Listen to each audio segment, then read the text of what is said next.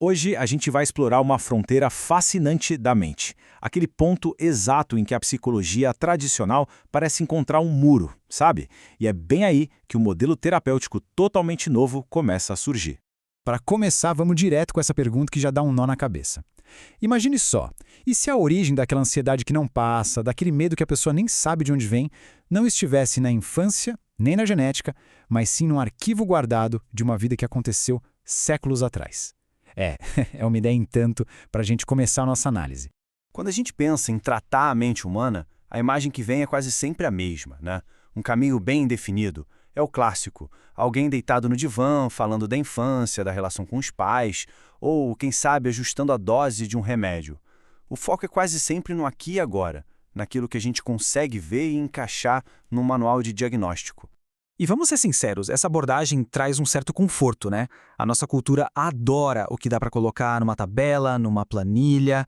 A gente quer ver a causa química ali, o efeito no comportamento aqui, tudo em tempo real. É um processo que está totalmente baseado na biologia, na neuroquímica, naquilo que a gente consegue medir com uma clareza quase matemática.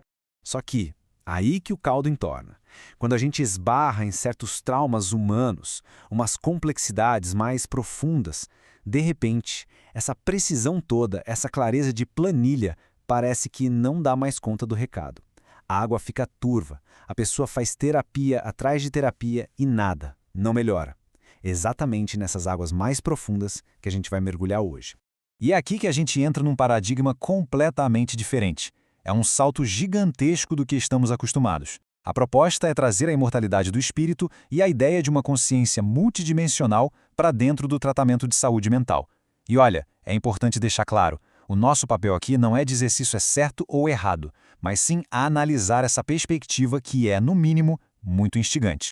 Exigir que as ciências tradicionais, como a física, a química, a biologia, expliquem o espírito, é um erro de categoria, entende? Essas ciências foram desenhadas para estudar a matéria. Pedir para a biologia celular explicar a alma é a mesma coisa que tentar usar uma fita métrica para medir a temperatura de uma sala. A ferramenta simplesmente não serve para isso. E, geralmente, quando a ciência tradicional se depara com algo que não consegue medir, a reação é descartar, muitas vezes com deboche. Tem uma história ótima sobre o Isaac Asimov.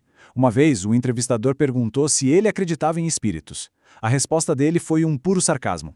As crianças não gostam que tirem os brinquedos delas. Agora presta atenção no ponto aqui.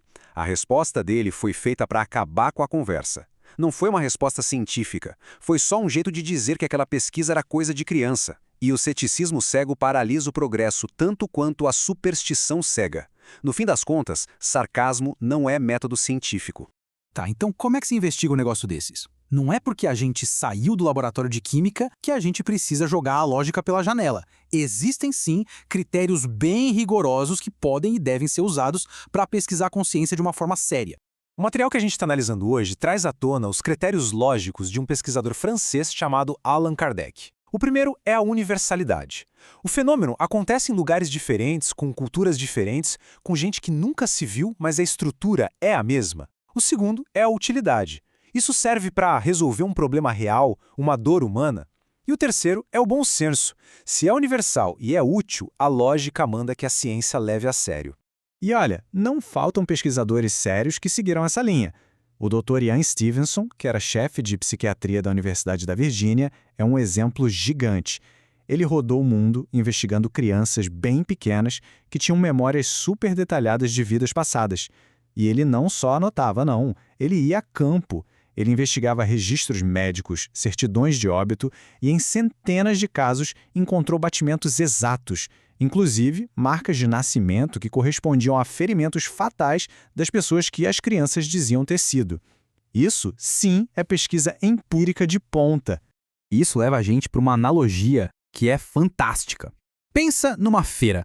Em qualquer feira do conhecimento, seja de biologia, de religião, de psicologia, vai ter gente vendendo peixe fresco e gente vendendo peixe podre. O problema não é a feira, entende? O problema é a gente, como consumidor, não usar o pensamento crítico para checar a qualidade do que estão vendendo antes de comprar a ideia. Ok, mas como é que tudo isso sai da teoria e vai para a prática, lá no consultório? Como é que funciona essa tal de terapia multidimensional? É aqui que a coisa fica realmente fascinante. Vamos chamar essa abordagem de o antivírus da nuvem. Pensa naquela sensação de hipnose de estrada, sabe? Quando alguém está dirigindo e a cabeça está longe, mas a pessoa continua dirigindo direitinho. Ela está operando em 2 dimensões ao mesmo tempo.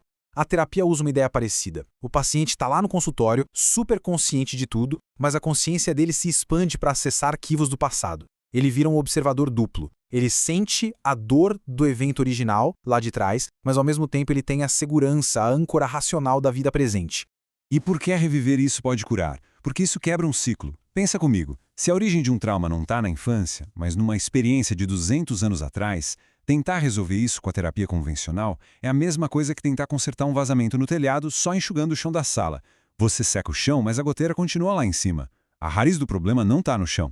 E esse comparativo aqui ilustra a diferença de um jeito brilhante.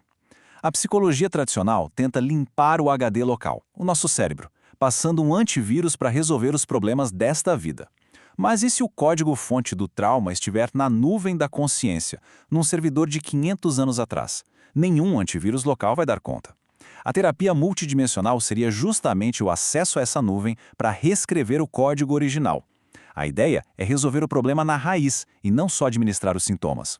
E o que é mais incrível aqui é que isso devolve o poder para a pessoa. Ao entender as engrenagens das próprias dimensões, o paciente deixa de ser uma vítima passiva de reações que nem ele entendia. Ele retoma o controle, ele se torna o programador da própria jornada, um programador lúcido, consciente, que consegue mudar o rumo das coisas porque agora tem uma visão completa da própria existência. A nossa conversa de hoje levou a gente para muito além dos limites da ciência materialista. Mostrou que, para investigar o desconhecido, talvez a gente precise de uma nova lógica. E tudo isso culminou numa terapia que busca reescrever o trauma lá na origem, direto na fonte. E isso nos deixa com uma última reflexão que é bem intrigante. Será que aquilo que a gente chama de intuição, ou aqueles medos e aversões que a gente sente do nada por pessoas ou lugares, será que não são pequenos vazamentos? Pequenos vazamentos de informação da nossa identidade maior, multidimensional, tentando furar o bloqueio para se comunicar com a nossa mente do dia a dia? Fica aí o convite para a gente prestar mais atenção nesses sinais. O código-fonte de cada um de nós pode estar tentando mandar uma mensagem bem importante.